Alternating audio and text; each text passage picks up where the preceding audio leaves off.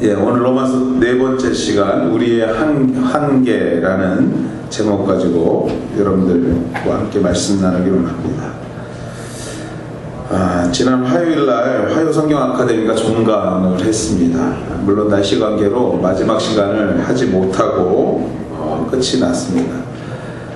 어떻게 보면 하나님께서 은혜 주신 겁니다. 사실 12월 말에 보통 마무리를 하는데요, 날씨가 괜찮아서 제가 조금 더 한다고 했는데 날씨 관계로 마지막에 저희 모이지는 못했지만 지난 9월부터 시작해서 매주 화요일 이어지는 시간, 참석하신 분은 어땠는지 모르지만 섬기는 저는 참 좋고 유익한 시간이지 않았나 생각이 듭니다. 성경을 배우고 나누고 또 어떻게 해야 성경을 바로 읽을 것인가 서로 나누는 중에 이러한 질문을 받게 되었습니다. 성경이나 복음이 전해지지 않는 시대에는 어떻게 구원을 받았을까요? 라는 질문이었습니다. 시간이 많지 않은 이유도 있었지만 사실은 제가 예상하지 못했던 질문이어가지고 솔직히 이렇게 속 시원하게 충분하게 대답하지 못했던 것, 만족스럽게 대답하지 못했던 기억이 있습니다. 그러는 중에 오늘 마침 오늘 본문이 이러한 부분과 연관이 있는 말씀이기에 오늘 질문에 답하는 형식으로 로마서 네 번째 시간의 말씀을 이어가려고 합니다. 물론 듣는 분에 따라서 또다시 만족스럽지 않은 답이 될 수도 있습니다. 그러나 적어도 복음을 전하는 현장에서 당황하지 않을 정도의 답을 할 수 있지 않을까. 누군가 나에게 그러한 질문을 했을 때 우리가 당황하지 않고 어느 정도 대답할 수 있지 않을까, 그 정도를 여러분과 오늘 나눌 수 있지 않을까 기대해 보면서 오늘 말씀 나누기를 원합니다. 여러분들은 어떻게 생각하십니까? 누군가 여러분에게 성경이나 복음이 전해지지 않는 시대는 어떻게 구원받았을까요? 라고 질문한다면 좀 더 세상 사람들이 하는 식으로 여러분에게 직접적으로 질문한다면 이런 거예요. 조선시대 그 이전에 한국에 기독교의 기자가 들어오기 전에 이전에 사람들은 어떻게 구원받았겠냐라는 거예요. 우리가 소위 말해서 믿어야 구원받는다고 하는데 그들은 믿을 기회가 없지 않았을까? 그래서 다 지옥에 간 것은 아닌가라는 것입니다.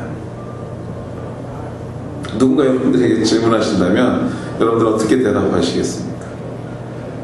오늘 지금 대답하지 마시고 속으로 한번 난 이렇게 대답할까 저렇게 대답할까 한번 생각해 보셨으면 좋겠어요. 그렇습니다. 여러분들, 복음에 관한 질문은요, 여러분들 적어도 복음에 관한 질문은 우리의 경험에 의해서 대답하기보다는요 성경으로 답하는 게 좋습니다. 구원에 관한 이야기는, 하나님에 관한 이야기는 우리의 경험으로 대답하는 것보다 성경으로 답하는 게 좋고, 성경이 답하는 데까지만 답하는 게 좋습니다. 성경이 이러는데 나는 이렇게 하면서 나의 경험을 얘기하는 것 물론 좋겠지만 그것이 성경 본질을 흘릴 때가 참 많이 있는 것을 보게 됩니다.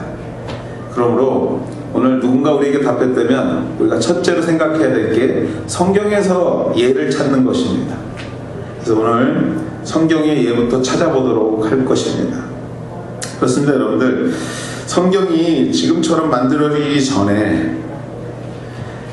전의 시대에 대표적인 하나님의 사람 하면 생각나는 사람이 누구십니까? 여러분, 믿음의 조상이라고 하는 아브라함입니다. 아브라함을 기억할 수 있습니다. 아브라함은요, 우리가 들고 있는 이 구약성경, 적어도 구약성경이 만들어지기 이전의 사람입니다. 그 구약성경 그조차도 없을 때 그의 고향 갈대아 우르 지역에서 살던 평범한 사람이었습니다. 그런데 갈대아 우르 지역이 어느 지역이냐면 티그리스 강과 유프라데스 강, 문명이 발생했다라는 그 강이 합쳐지는, 그래서 페르시아만으로 흘러가는 그 삼각지 비옥한 땅이 바로 갈대아 우르 지역입니다. 그래서 이 지역에서 살던 사람이었습니다. 그의 아버지의 이름은 데라였습니다. 대라는 당시 그들이 사는 지역에서 믿었던 신들을, 신상들을 만들던 사람이었습니다. 그것을 생업으로 하고 소위 말해서 먹고 살고 있었던 사람인 것이죠. 어찌 보면 여러분들 하나님의 입장에서 볼 때 평범한 사람보다는 조금 덜 평범했던 사람인 것 같아요. 하나님의 입장에서는 깨끗한 사람이면 좋은데 우상을 만들던 사람, 그 사람을 선택하신 것입니다. 그런 아브라함의 가족을 하나님께서 부르십니다. 즉 부르신다는 의미로 우리의 말로 표현하자면 전도하시는 거죠. 하나님이 전도하셨습니다. 그 가족을. 지금 같으면 이렇게 했겠죠. 민 목사, 네가 가서 그 아브라함 가족을 만나서 거기서 말씀을 전해. 성경에 있는 대로 말씀을 전해. 그러면 그들이 회개하고 돌아올 거야. 이렇게 하셨을 것인데, 앞서 말씀드린 것처럼 성경이 없었을 시대에, 즉 하나님을 구체적으로 모르는 자, 다시 말해서 우리말로 말하면 우리가 생각하고 있는 조선 그 이전에 하나님을 모르던 사람이 살던 그 조선 이전의 사람들, 그 시대에 하나님이 아브라함을 직접 전도하셨다는 것이에요. 제 말이 이해가 가시죠? 아브라함을 하나님께서 직접 만나시고 그 가정을 픽하셔서 당신이 원하시는 것으로 출발케 하셨다는 것이죠. 창세기 12장 1절 말씀에 보면 이런 말씀이 있습니다. 여호와께서 아브라함에게 이르시되 너는 너희 고향과 친척과 아버지의 집을 떠나 내가 내게 보여줄 땅으로 가라. 그리고 이어지는 말씀 속에서 축복하시고 약속하십니다. 큰 민족을 이루게 할 것이고 가는 길을 내가 지켜서 너를 축복되게 할 것이라는 내용으로 쭉 이어져요. 이에 아브라함이요, 여러분들 순종하고 그의 모든 가족과 함께 가나안으로 갑니다. 우리 말로 표현하면 전도가 된 거예요. 여러분들, 하나님의 사람이 돼버린 거죠. 하나님의 사람이 된 것입니다. 물론 성경책에 기록된 믿음의 조상의 이야기이기에 우리가 너무나 평범하게 받아들이고 하나님께서 그렇게 하셨겠구나 라고 생각합니다. 이해합니다. 그렇다면 여러분들, 이러한 일들이 우리가 알지 못하는, 좀 더 정확히 하자면 우리가 생각하기에 하나님이 우리 한국 땅의 역사, 우리가 알고 있는 그 조선시대와 그 이전 시대의 한국 역사에서 기록에 남겨지지 않았기에 아브라함과 같은 일들이 우리 땅에는 없었을까라는 질문이에요. 꼭 그 유대 땅에만 있었을까라는 생각인 것이죠. 그것을 없다고 단정할 수도 없고요, 듣지 못하고 보지 못했기에 그런 시간이 있었다고 말할 수도 없는 것, 그것이 바로 우리의 한계입니다. 이해하세요, 여러분들? 우리가 보지 못했기 때문에 그랬다고 말할 수도 없고, 성경을 보자니 그런 일들이 일어나고, 그것에 대해서 정확히 말을 못하는 게 우리의 한계라는 것이에요. 그러나 한 가지 여러분들, 우리의 한계는 이렇지만 복음의 주인이신 하나님의 한계는 성경이 말하는 것으로 예상할 수 있는 것이에요. 아브라함을 위와 같이 전도하신 하나님을 보건대 가능하다고 보는 것이 성경적이고 논리적이라는 것인 것입니다. 그 이전 시대 사람들은 혹시 아니요, 하나님께서 하셨다면 하실 수 있다는 것이에요. 하신 일이 있을 수도 있고, 아니 우리가 그것에 대해서 뭐라 말할 수 없는 부분이 있다는 것이죠. 한 가지 더 예를 들어 볼까요? 여러분들, 이제는 구약이라는 하나님의 말씀이 준비된 상태에서 하나님께서 전도하셨던 부분을 말씀 좀 드려볼까 합니다. 구약 성경이 이미 존재하고 있었어요. 신약시대의 하나님의 전도 방법인 것이죠. 신약시대, 바로 오늘 우리가 살아가고 있는 시대를 말하는 것입니다. 물론 하나님께서 구약이라는 약속의 말씀을 통해 신약시대의 많은 사람들을 당신의 사람들로 만드시고 사용하십니다. 그죠? 예수님도요, 말씀을 전할 때 구약을 많이 인용하세요. 구약의 이사야 선지자는 어떻게 하면서 말씀 속에 계속 인용하십니다. 특별히 예수 그리스도의 십자가의 사건으로 분명한 복음을 제시하십니다. 그러나 여러분들, 그 예수 그리스도를 믿지 못하고 아직 율법의 한계 속에 있었던, 즉 온전히 당신의 천국 백성이 되지 못했던 유대교인이 남아있음을 또한 신약 내용을 통해서 우리는 발견하게 됩니다. 그 중에서 대표적인 사람이 누구냐면요, 바로 오늘 본문을 기록한 사울, 즉 바울인 것이에요. 그가 하나님의 사람이었지만 그가 여러분들 대표적으로 그러한 유대교에 매여서, 율법에 매여서 더 이상 진도를 못 나가고 있었던 사람이라는 것이에요. 누구보다도 구약의 열심이었던 자, 그를 하나님은 이렇게 전도하십니다. 여러분들, 이미 복음을 받아들인 당신의 사람에게 살기 등등했던 사울에게 사도행전 9장 3절 말씀에 보면 이렇게 얘기합니다. 사울이 길을 가다가 다메섹에 가까이 이르더니 호련히 하늘로부터 빛이 그를 눌러 비추는지라. 땅에 엎드려서 들음에 소리가 있어 들리는 시대, 사울아 사울아 내가 어찌하여 나를 박해하느냐 하시거늘 대답하되 주여 누시나이까 이르시되 나는 네가 박해하는 예수다 라고 직접적으로 만나시기 시작하세요. 그렇습니다. 여러분들, 당시에 이미 예수를 믿고, 아니 그 예수에게 직접 훈련받았던 제자들도 있었어요. 12제자들을 특별히 3년 동안 훈련하셨던 훈련받은 군인들이 있었어요. 그럼에도 불구하고 바울이라는 신약시대의 위대한 하나님의 사람이 만들어지는 과정은요, 그들에 의해서 된 것이 아니라 전능하신 하나님 아버지의 직접적인 개입, 즉 직접 전도를 통해서 사람을 부르시더라는 것입니다. 그러므로 여러분들, 성경이 있고 없고 누가 먼저 믿고 그를 통해 복음을 전하는 것도 하나님의 복음을 전하는 방법이지만 그것만이 전부가 아니라는 것을 인정하고 이해할 필요가 있다는 것이에요. 우리가 생각할 때는 조선시대 그 이전에는 복음도 없고 성경도 없고 아무것도 없었기 때문에 아무것도 안 하신 것처럼 보일지 모르지만 하나님은 없었을 때도 일하셨고요, 있었을 때도 당신의 뜻 가운데서 일하시고 계시다는 것이에요. 그러니 우리가 그것을 있다 없다 말할 수가 없다는 거예요.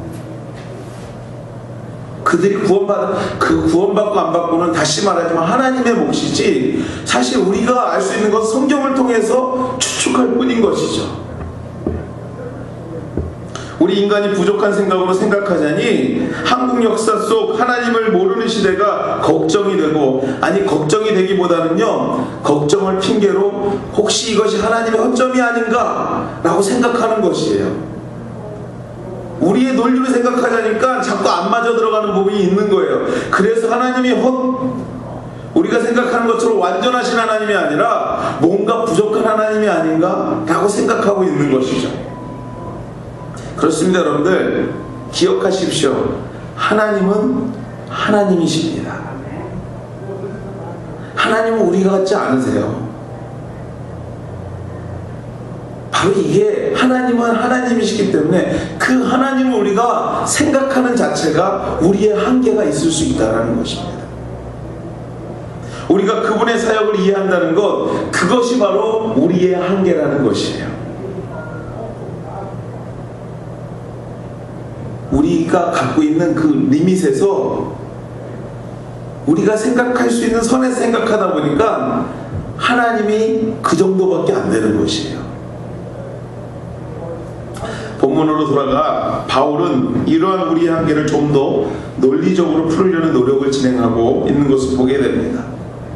당연한 것이, 자신이 만난 하나님은 구약 속에, 율법 속에 기록된 대로 만나지 않았기 때문에 그래요. 자신이 하나님을 경험한 것이요, 말씀 속에서 보여지는 것처럼 그렇게 만난 것이 아니라 하나님께서 강권적으로 역사에서 만났기 때문에 바울은요, 그것을 나름대로 전하고 싶었던 거예요. 본인이 갖고 있던 논리 가운데 그의 한 노력이 이겁니다. 12절 말씀, 우리가 읽은 말씀이에요. 무릇 율법이 없이 범죄한 자는 또한 율법 없이 망하고, 무릇 율법이 있고 범죄한 자는 율법으로 말미암아 심판을 받겠다. 앞서 예를 들어 두 가지를 적용한 것을 이 말씀 속에다가 적용해 보면 이런 것이에요. 율법 없는 중에 하나님을 믿고 순종했던 아브라함은 지금처럼 말씀이 없고 전하는 자로도 없지만 구원받았다라는 거예요. 근데 율법이 있던 시대, 즉 자기가 구약이라는 율법이 있었던 시대, 그 시대의 사람이지만 그 율법, 즉 율법을 받아들이지 않고 믿지 않았던 사람들은 구원받지 못했지만 하나님께서 하시니 바울과 같은 일도 있다 표현하고 있는 것입니다. 그러므로 바울은요, 우리의 한계를 인정한다라고 말합니다. 아니, 우리의 한계를 인정해야 된다고 말해요. 그 말이 뭐냐면 13절 말씀입니다. 하나님 앞에서, 우리가 읽은 말씀이죠. 하나님 앞에서 율법을 듣는 자가 의인이 아니고 오직 율법을 행하는 자가 의롭다 하심을 얻는다. 여러분들, 이 말씀이 무슨 말씀이냐면 바울의 위의 말씀을 통해서 우리의 한계를 말하고 싶은 것입니다. 즉, 여러분들, 사실 주의 말씀을 있는 그대로 지키는 것이 정말 좋은데, 아니, 이 말씀대로 살아가는 것이 정말 중요한데, 우리는 절대적으로 완전히 말씀을 지키고 살 수 없는 존재라는 것이에요. 아니, 혹 오늘 우리가 은혜 받고 정말 결심해갖고 오늘부터 나는 절대로 말씀 밖의 것은 안 살 거야 해도 우리가 온전할 수 없는 것이 뭐냐면요, 과거에 미스했던 것들이 있거든요. 그것은 어떻게 할 수가 없어요. 그렇기 때문에 이 말씀을 통해서 바울은 뭐냐면, 인간인 우리는 한계가 있는 존재라는 걸 얘기하는 거예요. 어떻게 할 수가 없다라는 거예요. 그러면 의롭다함, 즉 구원은 우리의 능력이 아니라 하나님의 뭐로만 필요하다고요? 은혜만으로도 가능하다는 거예요. 은혜만으로만요. 그 구원의 사건은 우리의 개념으로, 다시 말해서 여러분들, 조선시대에 하나님은 불공평하셨어, 사람이 아니야 등등, 즉 당시에 하나님의 방법으로 일하셨고 그 결과가 있음을 믿어야 한다는 것을 우리의 형식대로 생각하자니까 모든 것이 불완전하게 보이기 시작하는 것이에요. 다시 말해서 여러분들, 그 구원의 사건을 우리의 개념으로 이해한다는 자체가 완전할 수 없음을, 불가능함을 오늘 성경을 통해서 바울은 얘기하고 있는 것입니다. 그럼에도 여러분들, 바울은 오늘 성경을 읽고 우리처럼 궁금해할 사람들을 위해서 자신이 이해한 하나님의 섭리를 기록하고 있습니다. 그것이 우리가 읽지는 않았지만, 우리가 읽은 말씀 중에서 14절과 15절 말씀이에요. 한번 같이 읽어볼까요? 14절과 15절 말씀 같이 한번 읽도록 하겠습니다. 읽겠습니다. 율법 없는 이방인이 본성으로 율법의 일을 행할 때에는 이 사람은 율법이 없어도 자기에게 율법이 되나니, 이런 이들은 그 양심이 증거가 되어 그 생각들이 서로 혹은 고발하며 혹은 변명하며 그 마음에 새긴 율법의 행위를 나타내느니라. 제가 좀 설명을 좀 드리겠습니다. 우리가 창조주 하나님을 믿습니다. 믿습니까, 여러분들? 네. 하나님이 우리를 창조하신 것을 믿습니까? 네. 거기서부터 시작이 돼야 돼요. 하나님이 나를 창조하셨습니다. 하나님은요, 어떻게 창조하시냐면 당신의 형상대로 나를 만드셨다고 그래요. 여기서 형상이라는 것은 겉으로 드러나는 모습을 얘기하지 않았습니다. 하나님의 거룩한 성품을 얘기해요. 성품대로 만드셨는데 그 하나님은 선하신 성품을 가지신 분이에요. 최고의 선, 지고의 선을 가지신 분이라는 것이죠. 그 선이 우리 성품 가운데 있었고, 그 성품이 하나님을 잘 모를 때에도 작동하고 있었습니다. 그것을 오늘 바울은 뭐라고 얘기하냐면 양심이라는 말로 대신하고 있는 거예요. 내 양심이 나를 제어하고 있는 거예요. 그게 어디서부터 시작된 겁니까? 하나님의 섭리에서부터 시작된 거예요. 하나님의 성품에서부터요. 그래서 잘못된 일을 하려고 할 때 우리의 양심이 꺼리낌이 생기고요, 그 선한 마음과 그렇지 못한 마음이 서로 싸운대요. 이 말을 성경에서 뭐라고 얘기하냐면 서로 고발하고 변명한다 라는 말로 표현하고 있는 거예요. 내가 그렇지, 옳은 마음과 그렇지 않은 마음이 자꾸 부딪히는데, 이럴 때 옳은 마음이 서로 고발하는 거야. 그렇게 하면 안 되지 하고 자꾸 내 마음이 그렇게 하면 안 되지 않은 선한 양심의 외침들이 내 속에 있는 것이에요. 결국 하나님이 원하시는 선, 즉 율법대로 살아가게 되는 일이 있기에 하나님을 모르는 시대는 바울이 얘기하기는 없다라고 얘기하는 거예요. 전해지지 않았다고 해서 그것이 하나님이 없다고 말할 수 없다라는 것이에요. 하나님은 이미 당신의 사람들을 만들 때 내 속에 하나님의 성품을 이미 심어 놓으셨다라는 얘기예요. 이러한 내용을 바울은요 1장 19절, 우리가 읽지 않았지만 1장 19절 말씀에 이렇게 표현합니다. 이는, 잘 들어보십시오, 이는 하나님을 알만한 것이 그들 속에 보임이라. 하나님께서 이를 그들에게 보이셨대요. 이 말을 다시 한번 풀어서 얘기하면 이겁니다. 이는 하나님을 알만한 것이 그들 하나님을 모르는 조선시대 사람들 속에도 그 속에 하나님을 알만한 것들이 이미 있었다고 그렇게 표현해요.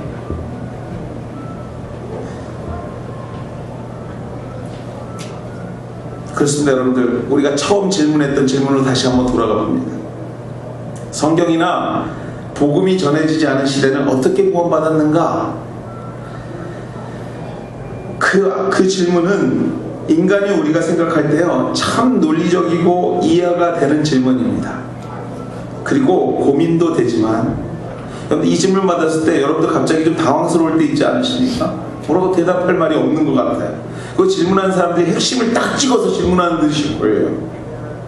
결국 이러한 질문이 이해가 되고 논리적이라고 생각하는 그 자체가 우리 인간의 한계라는 거예요. 우리가 생각하지 못했던 부분들이 있다는 것이죠. 우리가 전능자가 아닌데요, 전능자를 걱정하는 것입니다. 걱정도 팔자인 것이죠. 여러분들, 우리가 내일 해가 여러분들 내일 몇 시에 뜰지 여러분들 아세요? 원래 예측에서 나오기도 하더라고요. 그리고 여러분들 내일 날씨가 어떻게 될지 여러분들 아십니까? 일어난 일을 어떻게 할 수도 없는데 그것을 걱정하고 있는 것이에요. 사실 이러한 걱정이 진심 어린 걱정이라면 그래도 조금이라도 이해가 됩니다. 정말 조선시대 사람들이 구원받지 못하고 다 지옥에 갔으면 어떨지 정말 진심 어린 걱정이라면 우리가 그것에 대해서 정말 진심 어린으로 고민해 볼 필요가 있는데, 여러분들 이렇게 질문하는 대부분의 사람들의 모습을 보면요, 복음을 말하는 우리들과 더 이상 대화하기 싫은 거예요. 끊고자 하는 마음이에요. 좋지 않은 의도에서 항상 이러한 질문들이 시작이 됩니다. 그래서 여러분, 사실은 위의 질문이 별 가치가 없는 질문일 수밖에 없어요. 그렇습니다. 여러분들, 내일 일어날 일들에 대해 어찌할 수 없는 부족한 존재들이지만 우리가 할 수 있는 것이 있는데요, 해가 뜨는 것을 보고 그 속에서 뭘 발견하는 겁니까? 하나님의 섭리를 보는 거예요. 계절이 변하는 것을 보면서 그 가운데서 여러분들 뭘 발견할 수 있어요? 하나님께서 이렇게 역사하시는구나 를 볼 수 있는 것입니다. 여러분들, 영화 중에 명작들이 있어요. 그쵸? 뭐 배너나 뭐 이런 데 아주 딱 하면 떠오르는, 여러분들 영화를 딱 보면요, 정말 명작들은 누가 생각납니까 여러분들? 그 배우 아니에요 여러분들. 감독이 생각나는 거예요. 감독이요. 정말 저 영화 딱, 그리고 유명한 감독들의 영화들은요, 그 흐름이 있어요 항상. 그분이라서 저렇게만 모르고 보다가도 나중에 감독을 보면 저분이라서 저렇게 만드는구나 알잖아요 여러분들. 우리가 하나님 믿고 살면서요, 주변에 돌아가는 여러 가지를 보면서 여러분들 뭘 발견하셔야 돼요?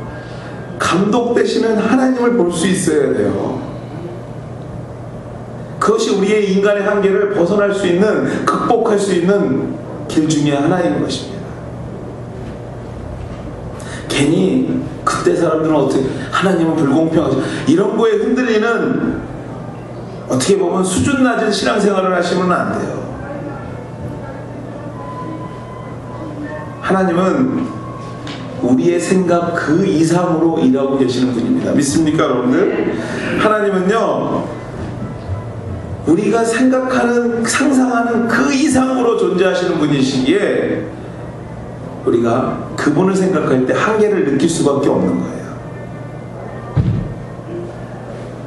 오늘 로마서 1장 20절 말씀에 이런 말씀을 하십니다. 창세로부터 그의 보이지 아니하는 것들 곧 그의 영원하신 능력과 신성이 그가 만드신 만물에 분명히 보여 알려졌나니 그러므로 그들이 핑계하지 못한다. 우리가 살고 있는 모든 곳에 하나님의 흔적과 온기가 있습니다 여러분들. 그래서 여러분들, 그것을 핑계로 막 아니라고 할 뿐이지, 조금만 믿음의 눈으로 보기 시작하면 하나님의 흔적들이 다 보인다는 거예요. 어느 곳에는 하나님이 다 나타나고 계시다는 것입니다. 그러므로 여러분들 하나님을 경험하지 못했다는 것은 핑계일 수밖에 없다고 로마서를 기록하고 있는 바울은 얘기하고 있는 거예요. 여러분들 그 핑계에 흔들리지 마십시오. 그 핑계는요 인간의 한계일 수밖에 없는 거예요. 말씀을 맺습니다. 여러분들 종교개혁자 칼빈은 그의 저서 기독교 강요를 통해서 정말 그 신학, 성경 이 모든 것을 아주 조직적으로 설명해 나갑니다. 삼위일체분 삼위일체대로 예수님은 누구신가 하나님은 누구신가 하면서 그것을 정말로 논리정연하게 풀어가요. 근데 풀다가 마지막에 무슨 말로 마무리 지냐면 소위 말해 이렇게 편하게 쉽게 얘기하면 이해가 안 가? 덮어두자 로 마무리해요. 이유가 뭡니까 여러분들? 그것은 하나님의 영역이기 때문에 그래요.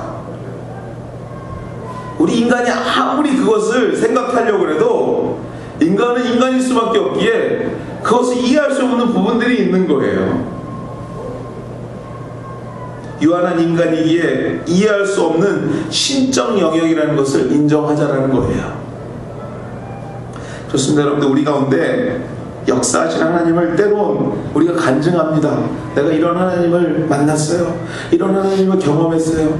이렇게 해서 우리 가정이, 개인이, 생업이 이렇게 하나님의 은혜를 경험했어요. 말할 수 있는 부분도 있지만 여러분들 우리 가운데 무엇라 설명할 수 없는 하나님의 임재하시고 하나님의 인도하심들이 여러분 각자에게 있잖아요. 그것을 뭐라고 설명할 수 있겠어요? 설명할 수 없는 부분들이 더 많아요. 사실 아침에 눈을 뜨고 호흡이 다시 진행됩니다. 밤사이 눈을 감고 자는데도요 옆에 있는 남편이 아내가 코를 골든 뭐하든 봐도 여러분들 그것이 만약에 하나님께서 잠자는 중에 우리를 호흡을 연장시키지 않으신다면 여러분들 사람이 어떻게 되겠어요? 그걸 보면서도요 하나님의 섭리를 느끼잖아요 우리가. 근데 그것을 어떻게 설명하겠냐라는 거예요. 설명할 수 없는 부분들이 더 많다는 것입니다.